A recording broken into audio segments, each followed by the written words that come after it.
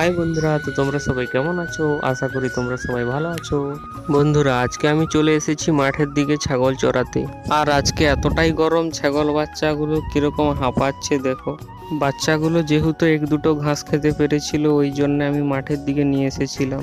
ঘাস খাওয়া তো দূরের কথা, উল্টে বাচ্চাগুলো জিভ বের করে হাঁপাচ্ছে। বাচ্চাগুলোর এত কষ্ট না দেখতে পেরে আমি ভেবেছিলাম বাড়িতে বাচ্চাগুলোকে রেখে দিয়ে আসবো, কিন্তু বাচ্চাগুলোকে বাড়িতে রেখে দিয়ে আসতে পারিনি। কারণটা হলো, একটু অন্যমনস্ক হলেই শিয়াল ধরে নেবে ছাগলকে। ছাগল বাচ্চাগুলির কথা বলা শেষ হতে না হতেই একদম ঘন কালো মেঘ সেজে হাজির। বন্ধুরা, কি বলবো তোমাদের, এতটাই গরম আমার পুরো অবস্থা খারাপ হয়ে যাচ্ছে পরকে পর। যেহেতু ঘন কালো মেঘ সেজে গেছে, আমার মনে হচ্ছে প্রচণ্ড বৃষ্টি আসবে। একে তো প্রচণ্ড গরম, তারপরে আবার বৃষ্টি আসতে চলেছে।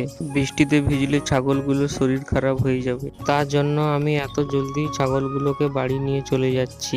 ছাগলগুলোর ভালো করে পেট ভরেনি, ওই জন্য ছাগলগুলো বাড়ি আসতে চাইছিল না। আমি ছাগলগুলোকে জোর করে টেনে টেনে আনছি। বন্ধুরা, আমি টোটাল কতগুলো ছাগল চড়াই তোমাদেরকে জানানো হয়নি এখনো। 9টা ছাগল চড়াই।